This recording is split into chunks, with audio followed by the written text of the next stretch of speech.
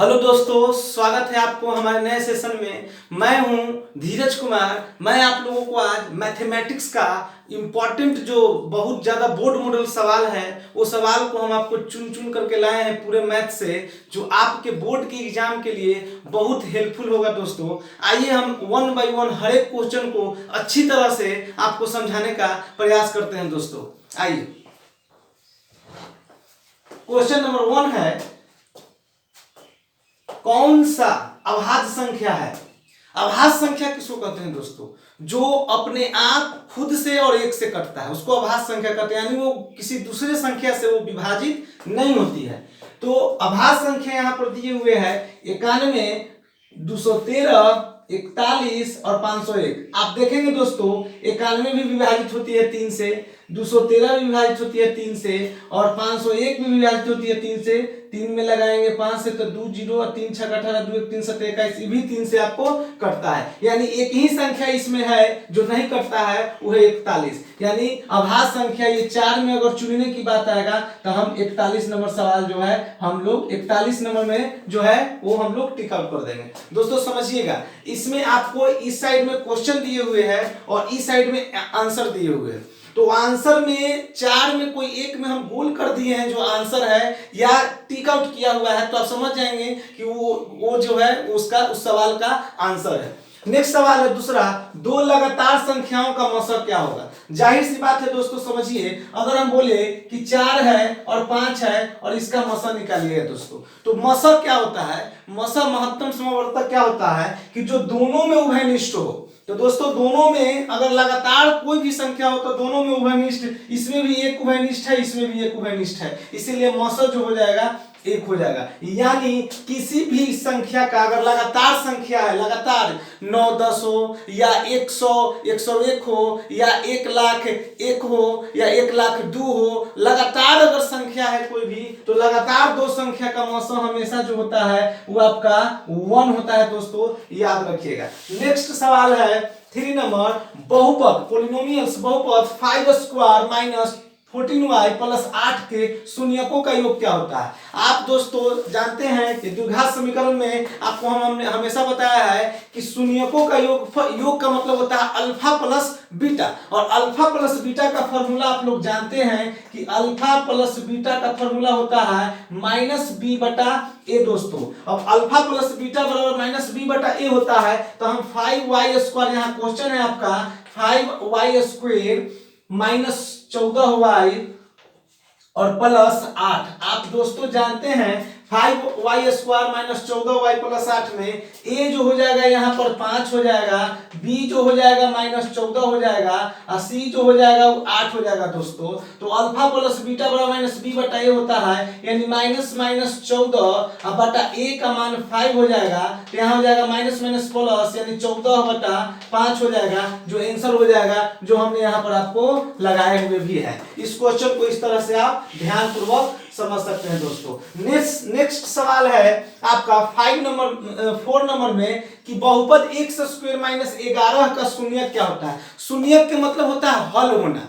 तो x square minus 11 का मान क्या होगा दोस्तों? तो x स्क्वायर बराबर ये उस साइड चल जाएगा तो ये प्लस 1 हो जाएगा, और सिर्फ x निकालेंगे तो यह हो जाएगा अंडर रूट 11, तो दो गो में आ जाएगा ये, एक अंडर रूट 11 प्लस में हो जाएगा, एक अंडर रूट 11 माइनस में हो जाएगा। दोस्तों यहाँ प्लस माइनस लेकर के ही चलते हैं, तो देखिए यहाँ पर हमने आंसर भी उसी को लगाया है, root 11 minus root 11 plus minus दोनों में होता है। आप जानते हैं दोस्तों कि जब कोई भी फॉर्मूला कोई भी अगर दिए हुए है आपका बहुपद, तो अगर हम उसका शून्यक निकालेंगे, अगर वो रूट में चल जाता है तो रूट का जब भी मान आता है वो पॉजिटिव भी आता है और नेगेटिव भी आता है। दोस्तों तो हमने एक मान को पॉजिटिव भी रखा है और एक मान को नेगेटिव भी रखा है। दोस्तों नेक्स्ट सवाल है आपका 5 नंबर, हम ये पहले भी इस पर वीडियो बना चुके हैं। आलेख प्रतिच्छेदी रेखाएं अगर है, आलेख अगर आप बना रहे हैं समीकरण में, अगर उसमें प्रतिच्छेदी रेखाएं हैं तो हलों की संख्या क्या होगा? तो प्रतिच्छेदी में हलों की संख्या सिर्फ 1 और 1 होता है। दोस्तों तो हम यहाँ पहले ही आपको टिक आउट किए हुए हैं, क्योंकि इसका मान हलों की संख्या में 1 जहां रहेगा उसमें हम टिक आउट कर देंगे। फिर है 6 नंबर सवाल, समानांतर श्रेणी 5, 8, 11, 14 का 12वां पद क्या होगा। दोस्तों इसको हम पहले समझेंगे। समानांतर श्रेणी है तो समानांतर श्रेणी है, जांचेंगे कैसे। सब का डिफरेंसेस देखिए आपका 3 है, 5 में 3 जोड़ेंगे 8, 8 में 3 जोड़ेंगे 11, 11 में 3 जोड़ेंगे 14 हो जाएगा दोस्तों। तो अब यहाँ पर हम लोग निकालेंगे, इसका फॉर्मूला हो जाएगा Tn बराबर a plus n minus 1 into D. दोस्तों a का मान आप ऑलरेडी जानते हैं, इसका a का मान 5 होगा और d का मान आप जानते हैं कि T2 माइनस T1 होता है दोस्तों। यानी T1 है, T2 है, T3 है, T4 है, यानी 8 में से अगर हम 5 घटा देंगे दोस्तों तो ये हो जाएगा आपका 3। और n का मान आप ऑलरेडी जान रहे हैं कि यहाँ 12वां पद कह रहा है, यानी n का मान 12 है। अब हम फॉर्मूला पर मान रखेंगे तो a हो जाएगा 5 प्लस n माइनस 1 यानी 12 माइनस 1 इंटू डी का मान 3 हो गया, यानी 5 प्लस 11 गुने आपका डी का मान 3 है दोस्तों, ये 3 है, डी का मान 3 है, 5 है, तो 5 प्लस 11 गुने 3 यानी 5 प्लस 11 तिया 33, 33 में 5 जोड़ेंगे दोस्तों तो ये हो जाएगा आपका 58, 33 में 5 जोड़ेंगे तो हो जाएगा यहाँ 38 दोस्तों। तो यहाँ पर आपको देखिए आंसर में 38 दिए हुए दोस्तों। इस तरह से इस सवाल को हम लोग बना सकते हैं। नेक्स्ट सवाल है आपका 7 नंबर, सेक 60 डिग्री किस चीज के बराबर होता है। आप ऑलरेडी जानते हैं कि सेक 60 डिग्री 2 होता है दोस्तों, सेक 60 डिग्री 2 होता है। तो सेक 60 डिग्री इसमें किसके बराबर है, तो आप जानते हैं कि कॉस 60 डिग्री बराबर 2 होता है, तो यहाँ कॉसेक 30 डिग्री 2 के बराबर होता है, इसलिए हमने इसको टिक आउट किया है दोस्तों। नेक्स्ट सवाल है 8 नंबर, कॉसेक थीटा बराबर b बटा a है, तो सेक थीटा का मान निकालिए। अब देखिए दोस्तों इसको समझिए, कॉसेक थीटा दिए हुए है, कॉसेक थीटा बराबर दिए हुए है b बटा a। आप जानते हैं कि कॉसेक थीटा बराबर क्या होता है, कर्ण बटा लंब। क्यों, क्योंकि कॉसेक जो होता है उस साइन का अपोजिट होता है। साइन बराबर क्या होता है, साइन थीटा बराबर क्या होता है, लंब बटा कर्ण। तो यहाँ पर हो जाएगा कर्ण बटा लंब, तो ये कर्ण बटा लंब हो गया दोस्तों। तो हमको निकालना है सेक थीटा, आपको यहाँ निकालना है सेक थीटा दोस्तों। और सेक थीटा के लिए आप जानते हैं कि हमको क्या चाहिए, कर्ण तो चाहिए ही, लेकिन नीचे में हमको आधार चाहिए। तो दोस्तों यहाँ समझिएगा, अगर हम यहाँ पर ये लंब हमको मालूम है, ये लंब हो गया और नहीं ये कर्ण हो गया, ऊपर में कर्ण हो जाता है, इनमें अपोजिट चलता है, और ये आपका लंब हो गया।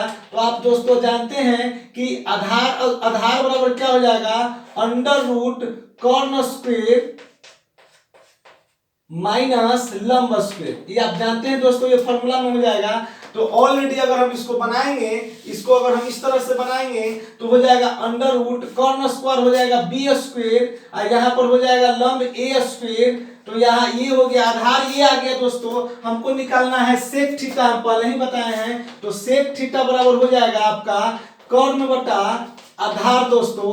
तो यहाँ कर्ण क्या आ गया हमारा, कर्ण है हमारा b, तो b बटा आधार हो जाएगा मेरा, आधार आ रहा है B square minus A square दोस्तों। अब ये किस ऑप्शन में, कहां पर किस ऑप्शन में लग रहा है, तो इस ऑप्शन में लग रहा है। कॉसेक ये b कर्ण हो गया, तो कर्ण हो गया यहाँ पर कॉसेक थीटा बराबर b बटा a, तो सेक थीटा का मान b बटा a B square under root B square minus A square. तो यहाँ पर यहाँ कर्ण जो हो गया, ये ऑप्शन में उल्टा लिखा गया है दोस्तों। ये ऑप्शन में हम सीधा कर लेंगे, क्योंकि आप फिर से समझिए दोस्तों, कॉसेक थीटा बराबर होता है b बटा a दिए हुए हैं हमको, तो b जो होता है वो कर्ण बटा लंब होता है। अगर हमको आधार निकालना है तो कर्ण स्क्वायर माइनस लंब स्क्वायर करेंगे, यानी B square minus A square हो जाएगा। तो सेक थीटा बराबर हो जाता है कर्ण बटा आधार दोस्तों। हमको कर्ण क्या मालूम है, कर्ण हमको मालूम है b, तो b हो जाएगा बटा आधार मालूम है B square minus A square. तो ये ऑप्शन में हो जाएगा,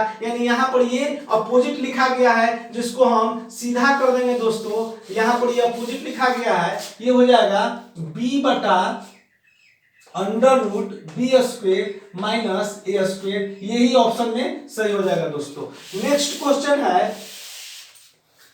क्वेश्चन है 10 में, यदि एक 9 नंबर सवाल में है कि cos बराबर 90 माइनस ए, किसी चीज को 90 में अगर घटाएंगे दोस्तों तो इसमें इस चीज को समझिएगा, cos इंटू 90 माइनस ए है, तो किसी चीज को 90 से घटाते हैं तो cos जो है वो साइन में हो जाता है, cot जो है वो tan में हो जाता है, और sec जो है वो cosec में हो जाता है दोस्तों। तो यहाँ cos है तो cos हमारा साइन में हो जाएगा दोस्तों, और यहाँ टिक आउट भी किए हुए हैं। नेक्स्ट सवाल है 10 नंबर, यदि एक वृत्त का क्षेत्रफल 154 सेंटीमीटर है तो इसका परिधि निकालिए। अब हमको वृत्त का क्षेत्रफल दिए हुए हैं दोस्तों, वृत्त का क्षेत्रफल हमारा दिए हुए है 154 दिए हुए हैं। अगर हम वृत्त का क्षेत्रफल निकालेंगे तो यहाँ पाई आर स्क्वायर बराबर हो जाएगा 154। अब यहाँ 22/7 गुने आर स्क्वायर बराबर 154, 11 से काटेंगे 11 दूनी 22, 11 से काटेंगे 11 के 11, 11 चौका 44, यानी यहाँ पर हो जाएगा, फिर 2 से काटेंगे यहाँ 7 हो जाएगा, यानी ये आर स्क्वायर बराबर होगा 7 गुने 7 दोस्तों। तो आर बराबर हो जाएगा सिर्फ 7, स्क्वायर से स्क्वायर कट जाएगा, तो आर हमारा 7 आया। तो हमको निकालना है परिधि दोस्तों, तो परिधि का मान आप जानते हैं, परिधि बराबर होता है, वृत्त का परिधि बराबर 2 पाई आर, और 2 गुने 22/7 गुने आर का 7, ये से ये खत्म, 22 दूनी 44 हो जाएगा दोस्तों, जो हमने यहाँ पर लेकर के आया हुआ है, मान लगाए हुए। नेक्स्ट सवाल हम लोग समझेंगे दोस्तों। नेक्स्ट सवाल है 11 नंबर, आंकड़े इतना का बहुलक क्या होगा। बहुलक क्या होता है, जो अधिकतम बारंबारता वाला चर मान को बहुलक कहते हैं, लेकिन यहाँ तो सिर्फ चर मान दिए हुए, तो जो सबसे ज्यादा बढ़ाएगा वो बहुलक कहलाएगा। तो देखिए इसमें 9 सबसे ज्यादा आ रहा है दोस्तों, इसलिए 9 आंसर हो जाएगा। नेक्स्ट सवाल है 12, 45 और 60 का मौसर क्या होगा। अब देखिए 45 60 का मौसर क्या होगा। 45 को लिख सकते हैं 15 गुने 3, और 60 को लिख सकते हैं दोस्तों 15 गुने 4। दोनों में उभयनिष्ठ सिर्फ यही संख्या है, तो जो दोनों में उभयनिष्ठ होता है उसको हम लोग मौसम मानते हैं। तो मौसम यहाँ पर क्या हो जाएगा दोस्तों, 15 हो जाएगा, जो हमने यहाँ पर टिक आउट करके सही में लाया हुआ है। नेक्स्ट सवाल है दोस्तों आपका 13 नंबर, बहुपद y square minus 6y plus 8 का घात क्या होगा। आपने इसमें सबसे अधिकतम घात आपको यहाँ से दिखने में पता चलेगा कि 2 है, तो अधिकतम घात वाला ही घात कहलाता है, तो यहाँ पर हो जाएगा 2, बिल्कुल सही। अब नेक्स्ट क्वेश्चन है 14 नंबर दोस्तों, 0.7, तो 0.7 के ऊपर रेगरिंग है दोस्तों, तो आप जानते हैं कि यहाँ 7 लिखेंगे, रेगरिंग के बदले 9 लिखाता है, और सिर्फ एक संख्या पर रेगरिंग है इसीलिए 1 9 होगा। तो यहाँ पर देखिए 7/9 हम आपको लेकर के आए हुए हैं। नेक्स्ट सवाल है दोस्तों कि 15 नंबर, π/3 है क्या है। ये परिमेय संख्या है, पूर्णांक संख्या, पूर्ण संख्या है या अपरिमेय संख्या है। आप जानते हैं पाई हमेशा अपरिमेय संख्या है, तो यहाँ पर पाई अगर लिख दिया तो ये अपरिमेय संख्या है दोस्तों, इसमें टिक आउट किया हुआ है। नेक्स्ट है 16, 8 के पावर 0 गुने 2 के पावर 0 बराबर क्या होगा। कोई भी संख्या के पावर अगर 0 है तो उसका मान 1 होता है दोस्तों। तो 8 के पावर 0 1 गुने 2 के पावर 0 1, यानी 1 गुने 1 क्या हो जाएगा, 1 हो जाएगा दोस्तों, जो यहाँ पर आया हुआ है। 17 नंबर में है कोसेक स्क्वायर थीटा माइनस 1 बराबर क्या होता है। तो ये त्रिकोणमिति का फॉर्मूला है दोस्तों, कोसेक स्क्वायर थीटा माइनस 1 बराबर होता है कॉट स्क्वायर थीटा, जिसको हमने टिक आउट किया है। 18 नंबर सवाल है सेक 90 माइनस थीटा। आपको हम पहले ही बताए हैं कि सेक का अपोजिट यहाँ पर 90 में अगर अपोजिट करेंगे तो सेक का 90 माइनस थीटा करने का मतलब हो जाएगा कि सेक जो है वो कोसेक में बदल जाता है दोस्तों, जो हमने यहाँ लेकर के आया है। 19 नंबर में है कोसेक इंटू 10a बराबर क्या होगा। 19 नंबर सवाल है दोस्तों, cos a इंटू 10a बराबर क्या होगा। देखिए एकदम आसान सा है, cos a इंटू 10a का मान क्या होगा। तो cos a इंटू 10a के लिख सकते हैं sin a बटा cos a, तो ये दोनों कट जाएगा, तो यहाँ पर हो जाएगा sin a, जो आपको आंसर आ जाएगा दोस्तों, जो है हम आपको टिक आउट किए हुए हैं साइन है। देखिए यहाँ पर ये टिक आउट किया हुआ है साइन है दोस्तों। नेक्स्ट सवाल है आपका, नेक्स्ट सवाल समझिए 20 नंबर में कि 16 का मिलान चिन्ह क्या होता है। तो 16 का मिलान चिन्ह क्या होगा, आप स्टैटिस्टिक्स में पढ़े होंगे दोस्तों। 16 का मिलान चिन्ह क्या होगा, तो अगर हमको 5 लिखना है तो इसको हम 4 पाई लिखने के बाद एक बार काटते हैं, 5 हो गया। फिर 4 पाई लिखने के बाद हम लोग वो काटते हैं, ये 5 हो गया, फिर 4 पाई लिखने के बाद एक बार काटते हैं 15 हो गया, ये 1 लिख देंगे तो ये 16 हो गया। यानी 16 का मिलान चिन्ह हमको इस तरह से लिखना है, तो ये तो होगा नहीं, यानी ये होगा, ये तो होगा नहीं, तो हम पहले ही से यहाँ टिक आउट किए हुए हैं दोस्तों, जो इस तरह से बनेगा। ये बहुत इंपॉर्टेंट सवाल है दोस्तों, ये आपके बोर्ड में कंफर्म जो है इससे सवाल लड़ेगा। अगला सवाल है 21, लास्ट क्वेश्चन है 21 सवाल दोस्तों। 21वां नंबर सवाल समझिए, 4 tan थीटा बराबर 4, तो tan थीटा का मान क्या होगा, 4 tan थीटा बराबर 4, तो tan थीटा बराबर हो जाएगा 4/4 दोस्तों, ये काटेंगे तो 1 हो जाएगा। यानी tan थीटा में किसका मान 1 होता है दोस्तों, तो 45 का मान 1 होता है दोस्तों। यानी 45 डिग्री अगर रखेंगे तभी 1 आएगा, तो हम वहां पर 45 पे टिक आउट कर देंगे दोस्तों। इस तरह से आपने मैथ का इंपॉर्टेंट 21 सवाल हम आपको यहाँ पर सोल्व करवाए हैं दोस्तों।